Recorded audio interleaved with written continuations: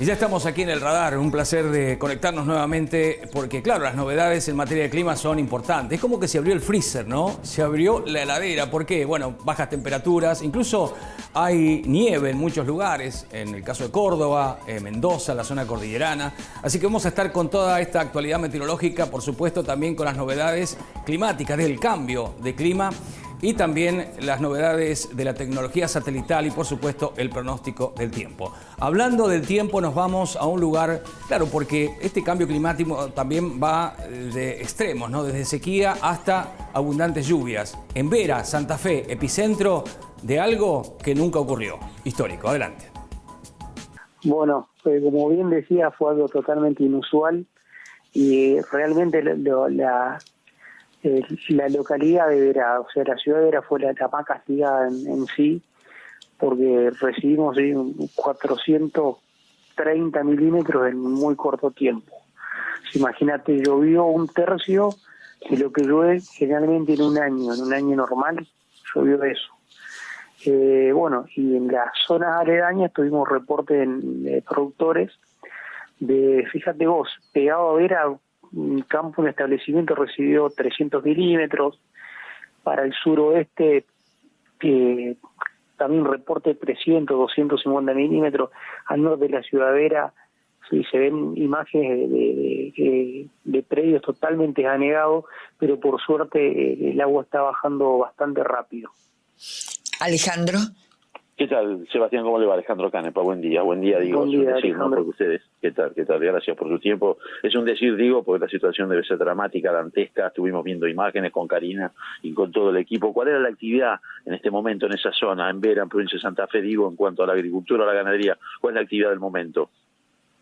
No, generalmente en Vera es una zona netamente ganadera, de ganadería extensiva. Hay agricultura, sí, justamente ahí alrededor de Vera hay lotes, donde la soja se ha levantado ya, pero bueno, están todo el laboreo del suelo para la fila, digamos, pero bueno, justamente en esos campos el agua está bajando bastante rápido. Ahora lo que nos preocupa, la situación que hay que ver ahora en adelante es qué va a pasar, estamos bajo la temperatura, estamos recibiendo lo que está bien anunciado, que esta ola polar, se está haciendo sentir, ya las temperaturas bajaron, pero considerablemente. ¿Es normal para esta fecha del año, digo, este descenso marcado y brusco de temperatura, Sebastián? Sí, en la zona sí, estamos prácticamente en junio, lo que no es normal son las precipitaciones que estuvimos teniendo. Ojalá esto hubiese llovido no así, pero bueno, en la estación estival, digamos, pero no es una zona que viene castigada por la sequía no hace poco. Venimos 4 años con sequía. En Vera en particular, nosotros decimos, son departamentos, los departamentos norte, ustedes le dicen, por allá lo denominan de otra forma, le dicen partidos. El departamento de Vera venía muy castigado, ni hablar el departamento 9 de Julio, que hablando con colegas tuvieron precipitaciones 5 milímetros, al norte 18 milímetros, y bueno, el departamento Vera nos acompañó un poco más con las lluvias, pero bueno, veníamos con una sequía bastante importante. Estamos conversando con el vicepresidente a cargo de la Sociedad Rural de Vera, en el norte de Santa Fe. ¿Qué rol cumplió ahí la ruta 11? Porque estuve conversando con algunos productores que me decían, endicó el agua, ¿es así? No, repetime, no te escuché. La ruta, ¿qué rol cumplió ahí? Algunos productores me decían que endicó el agua. No, en realidad la ruta 11 está bien. La ruta que por ahí hizo de bordo, de contención, que es una imagen, la ruta 36, la que va de Vera a la localidad de Román. Pero hay una imagen impactante donde se ve al norte de esa ruta que están todos los campos totalmente anegados, pero insisto, el agua ahí justo pasa un arroyo, y el agua está bajando y bastante rápido. Le pregunto, ¿cómo está? Usted dice el agua está bajando, pero ¿cómo están los suelos? ¿Tienen capacidad de absorción? Usted contaba que venían de una sequía muy profunda, de muchos años. Sí, pero cuando recibís semejante masa de agua corto tiempo obviamente los suelos van a estar complicados, digamos. Justamente hoy vamos a hacer una recorrida para ver en qué condiciones están quedando esos campos.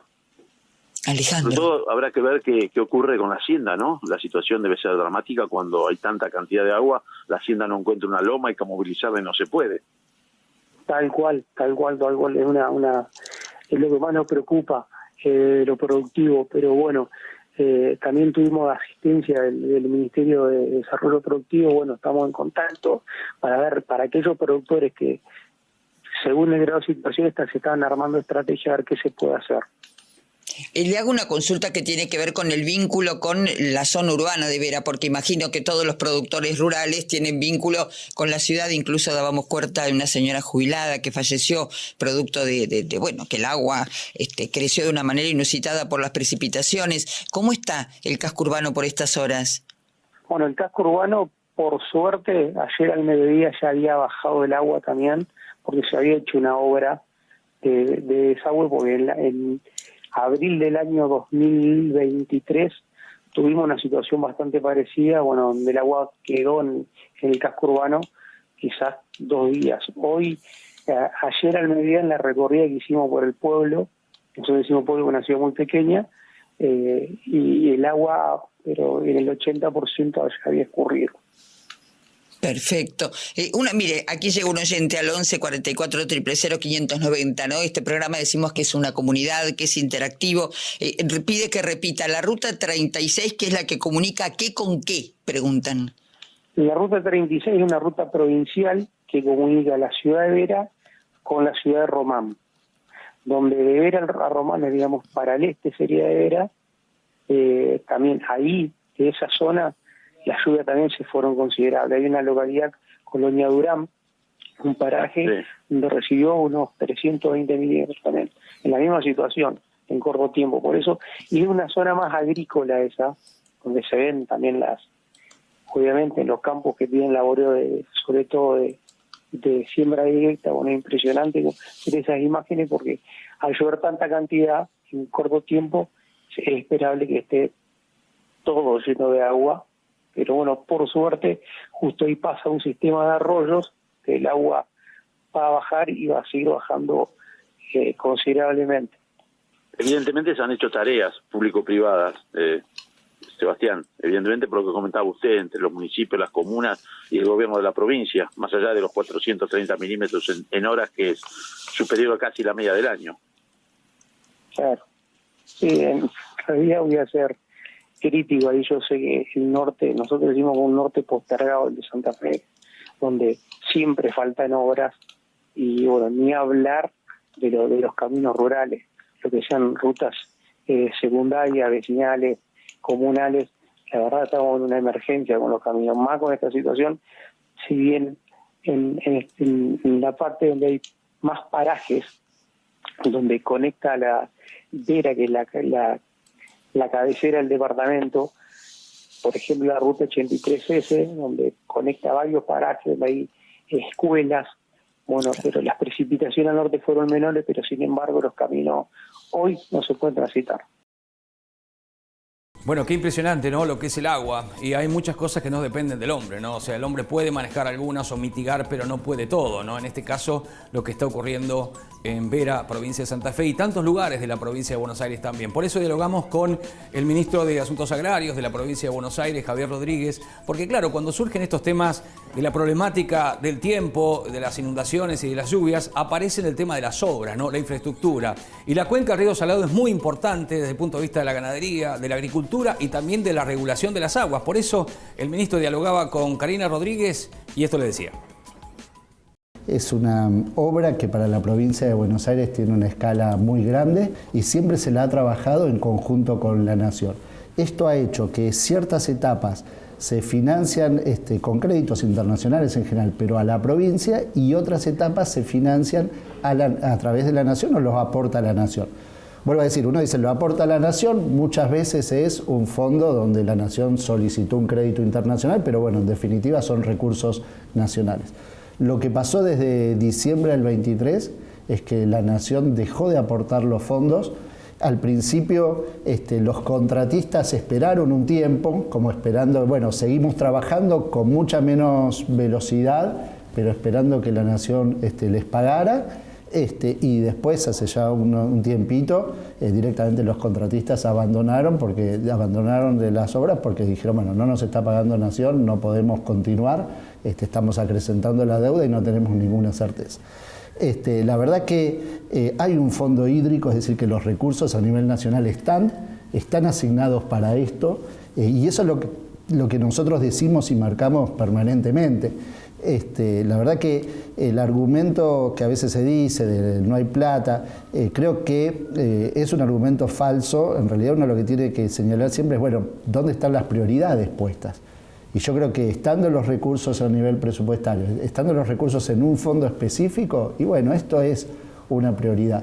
Son esas obras que es verdad, por ahí de un día para el otro es difícil ver cuánto se avanzó, son obras grandes, etcétera, pero son obras imprescindibles que hay que hacerlas. Bueno, creo que momentos como estos son momentos donde más claro queda que son obras imprescindibles que no tienen que frenarse.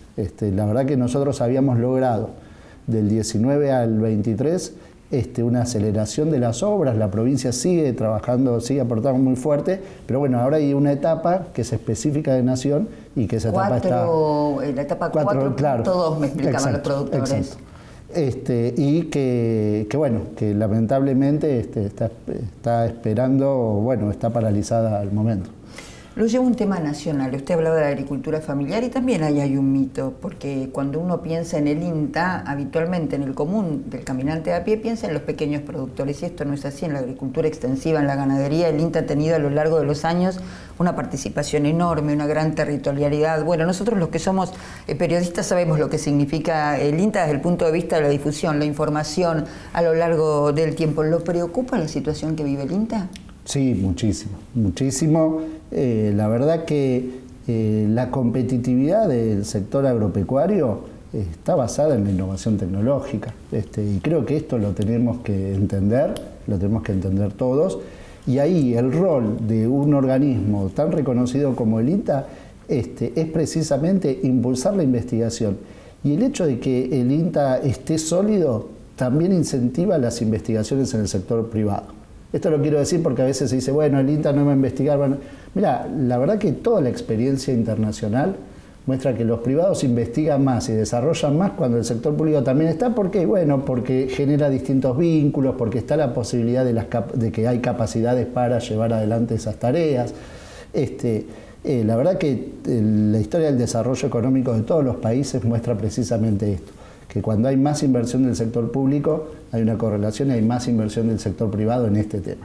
Por eso que se esté retirando, como está ocurriendo, está retirando el Estado de llevar adelante investigación, de llevar adelante extensión, para nosotros es un enorme problema que yo creo que ahora ya se está empezando a ver, que una vez es lo que dice es, bueno, tal vez el primer día uno no se da cuenta, porque sigue con las innovaciones del año pasado, de hace 6 meses, pero la verdad que ya se empieza a ver.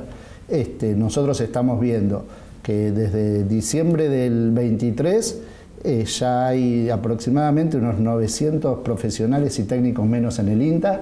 Eso porque han tenido la política, por un lado, del retiro voluntario, pero también de persona que se jubila, no se le busca reemplazo. Y eso en términos de continuidad de un equipo de investigación es tremendo, porque en general el que se jubila es el que lidera el equipo, y si no hay una posibilidad de incorporación, son investigaciones que en muchas ocasiones está la posibilidad de que directamente se pierdan. Nosotros la verdad que lo vemos en ese sentido. Por eso la verdad que vemos de manera muy negativa que se esté desfinanciando, se está desmantelando, y las últimas novedades lo están está modificando el descuartizando, porque al quitarle funciones a la Dirección Nacional con las características propias, la verdad que es un desmembramiento que no tiene que ver con hacerlo más operativo ni nada por el estilo, sino que me parece que solo guarda la idea de reducir el personal sin tener en cuenta que eso precisamente es retirarse de la investigación, de la ciencia y la tecnología. Nosotros en la provincia de Buenos Aires tenemos un sistema de 16 chacras experimentales que la verdad que invertimos mucho y seguimos invirtiendo en la investigación porque nos parece clave.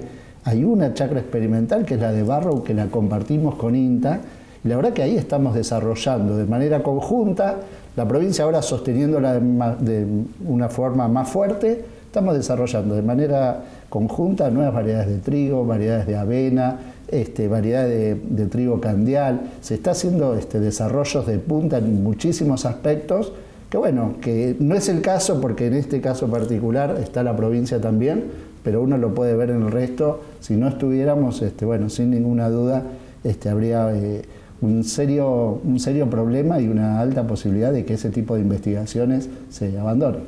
Hasta ahora parecía ser la del INTA una cuestión más vinculada con un tema de mejor funcionamiento o de estructura. En las últimas semanas los propios directores de las regionales han salido a hacer escuchar su voz y también muchos productores, porque hay con el INTA una cuestión de pertenencia.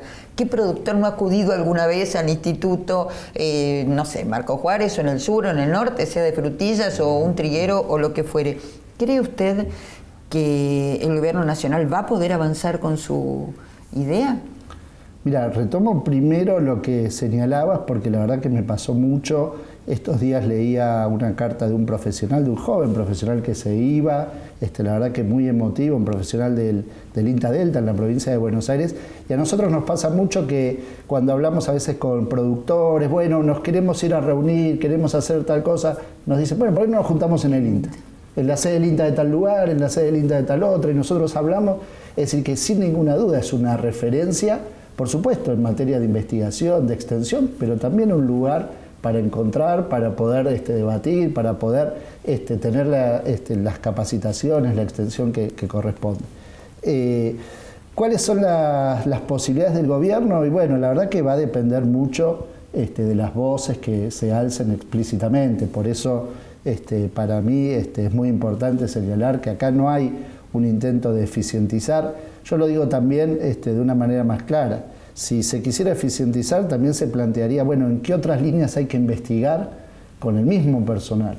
Porque uno podría decir, bueno, a ver, tenemos esto, bueno, ¿por qué no abordamos también estos temas que tal vez hoy nos están investigando? Y eso también es una manera de mejorar la eficiencia. Sin embargo, lo que siempre se piensa es, bueno, ¿cómo hacemos para que haya menos personal? Yo decía que nuestros datos más o menos nos decían que hay 900 profesionales, técnicos menos, y están apuntando a que haya 1.500 menos todavía. Así que la verdad que si esa es la lógica, y yo quiero también decir que sino también que vienen sumiendo desde hace ya varios meses a toda la institución en este debate. La verdad que en ese sentido yo por eso hablo de un desmantelamiento, de que es mucho más que un financiamiento, de un vaciamiento, porque la verdad que es eso lo que se está generando en el INTA. La última, agradeciéndole enormemente su tiempo. ¿Cómo ve que va a venir la campaña de trigo en la provincia? Le cuento, conversé con Martín Vizcaizac, el presidente de Argentrigo, a partir de las nuevas medidas anunciadas por el gobierno nacional, y decía, no esperen que haya más de 7 millones de hectáreas, que es lo que estimamos inicialmente. Agradecidos, pero es un poco tarde. Esto nos decía, ¿no?, el titular. Y por otra parte decía, nosotros como productores a lo que vamos a apuntar es a que haya más paquete tecnológico, de lo demás que se ocupe el gobierno. Sí, por un lado, bueno, es un 2,5, parece no ser significativo en términos del contexto macroeconómico general. Yo siempre digo que el problema es el contexto macroeconómico general, que es un contexto que no tiene tan claro y tan en cuenta lo que sucede con la producción. Y en términos de superficies, bueno, yo creo que climáticamente las condiciones van a estar aptas, creo que eso va a volcar muchísimo a los productores a sembrar. Nosotros seguramente coincidimos con estas perspectivas en cuanto a cuánto se va a sembrar, pero ya pusimos también las alarmas cuando fue la campaña pasada. Fíjate que a veces mucho no se señala eso.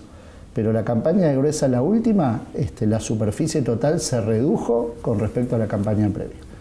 Y eso creo que para cualquiera que está vinculado al sector tiene que ser una alerta, una luz amarilla que se prende, porque dice, bueno, ¿qué pasa acá con ni más ni menos que la campaña de Gruesa y por qué se está reduciendo la superficie? Bueno, creo que eso marcó sin ninguna duda una situación de la campaña vinculada, como yo digo, a la situación macroeconómica, a las condiciones generales. Bueno, hoy nos enfrentamos que en función de la cuestión climática yo creo que eso sin duda mejora las perspectivas, pero bueno, un contexto que no termina de ayudar. Bueno, y seguimos aquí en el radar, por supuesto, con todas las novedades del clima, de las perspectivas meteorológicas, sobre todo cuando han bajado tanto las temperaturas. Enseguida, sobre este tema, nos va a hablar José Javier Merlos, especialista en meteorología y las claves del clima. Ya volvemos.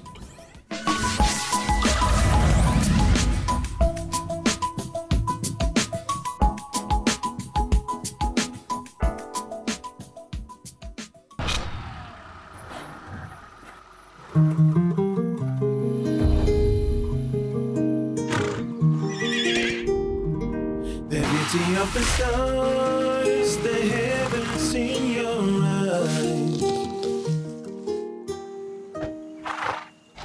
in everything I want to see you. Nueva Amarok, fuerza que nació para el campo. Volkswagen. Lo primero es acompañarte siempre. Cotiza tu campo en granizo4x4.com.ar. La segunda seguros. Lo primero, sos vos.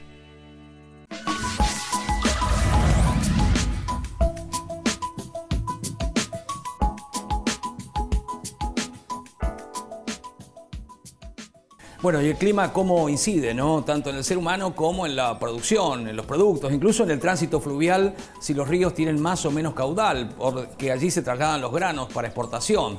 Nos vamos ahora, decíamos antes, al encuentro de José Javier Merlos, especialista en meteorología, que nos habla de las claves del clima en estas horas.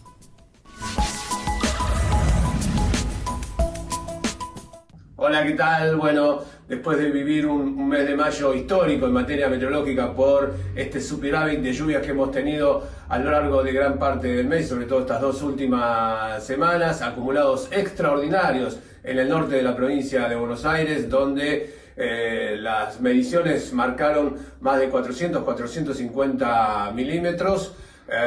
También el litoral en los últimos días recibió también lluvias importantes, sobre todo en la provincia de Corrientes. Entramos ahora en un periodo de estabilidad, de escasez de precipitaciones después de la irrupción de aire frío que llegó esta semana. Tenemos por delante entonces unos cuantos días donde van a escasear las precipitaciones o prácticamente no van a existir en la llanura pampeana y también en el litoral, salvo lo que sería, por ejemplo, la provincia de Misiones, en este caso, para allá por el día lunes, finales del lunes o martes, donde estarían ingresando un frente de aire cálido, con lo cual generaría algunas precipitaciones, pero no serían tampoco muy importantes sobre lo que es el norte del litoral, más precisamente, como les decía, en la provincia de Misiones. En tanto, la Patagonia tendrá algunas nevadas, sobre todo el día domingo y lunes. Hay una perturbación que está sobre el sur de Chile, va a estar sobre el sur de Chile afectando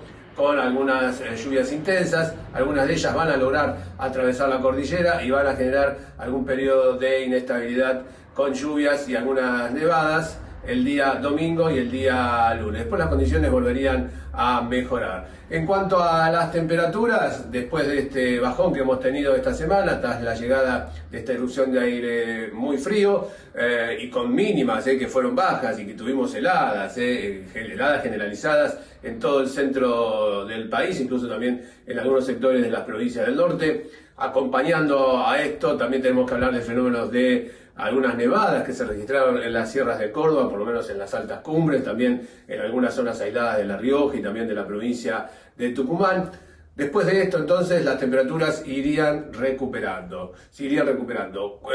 Las mínimas le va a costar un poco subir, pero las máximas ya se ubicarían en valores casi normales para la época, por lo menos este fin de semana, con muy buenas condiciones meteorológicas, y ya la semana que viene las temperaturas irían aumentando a valores levemente superior a lo habitual, 18, 19, 20 grados, eso estaría presente sobre todo en el norte de la provincia de Buenos Aires y en el sur del litoral.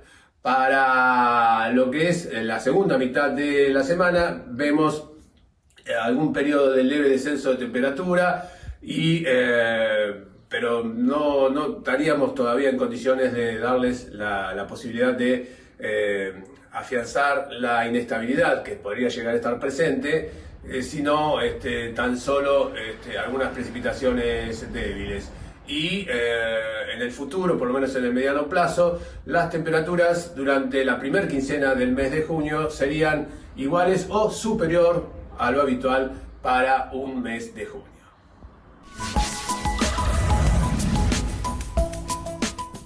Bueno, y recorriendo el país en esta mirada federal también de lo que es el clima y la producción aquí en el radar, nos vamos al sur del país y el tema de la poda, ¿no? ¿Se puede podar con heladas? ¿Se puede podar con lluvias? Bueno, los técnicos lo saben. Y nada más ni nada menos con los técnicos del INTA, allí en General Roca, que nos hablan de la poda justamente en los perales, de esta manera.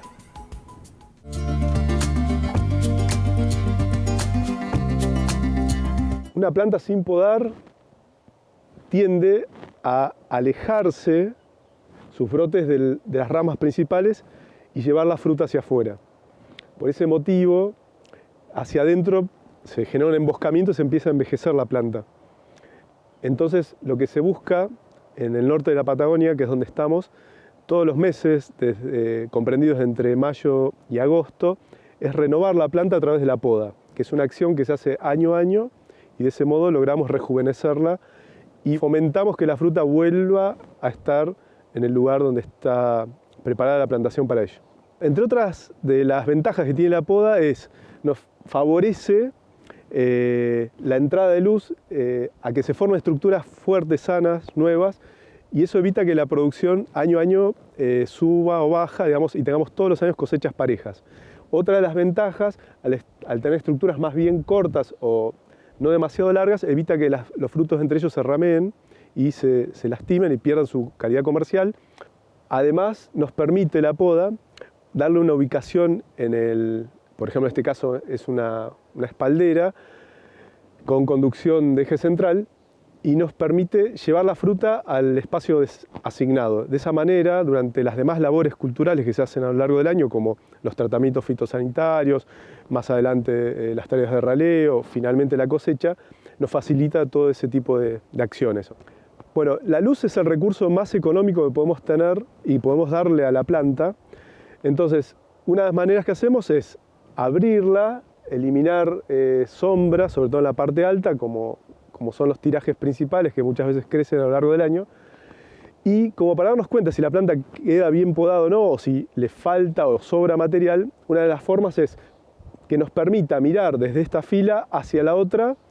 Eso no es un indicador del grado de poda que tiene, si está bien podado o no.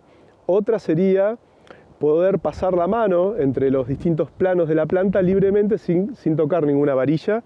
Eso también nos va a dar una idea del grado de buena poda. Y la otra es, cuando hay hoja, puede ser fines de otoño, antes de que caiga la hoja o en mediados de primavera, mirar en el piso del interfilar el grado de sombra que hay, de sombreo, que en teoría tendría que ser del 50%, o sea, el contraste de las hojas con la luz del sol, el dibujo que deja en el piso. Como concepto general, para saber qué sacar y qué no sacar, debemos recordar que debemos mantener todas aquellas estructuras productivas que nos dan buena calidad de fruta. Esas tenemos que conservarlas en la mayor proporción posible. Alguna proporción de frutos que van quedando en estructuras más envejecidas, que sabemos que no tienen la mejor calidad, pero es una buena reserva de fruta, esa también se puede dejar. Y después hay que fomentar y dejar estructuras que sabemos que no tienen fruta, pero que son la fruta la que se va a formar en los años próximos, o sea, la fruta del futuro. Entonces, ese balance equilibrado es el que nos va a dar una producción constante a lo largo de los años.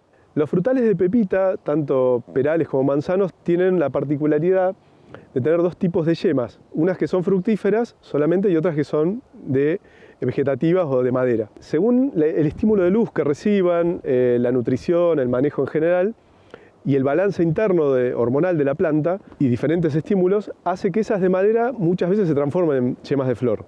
Entonces, con el manejo de la poda lo que buscamos es garantizar esa mayor cantidad de estructuras de flor y que estén soportadas en material nuevo o esté soportado sobre madera joven. Eso hace que tenga una mejor calidad de irrigación, de nutrición, a diferencia cuando se envejecen, que nos da fruta de menor calidad.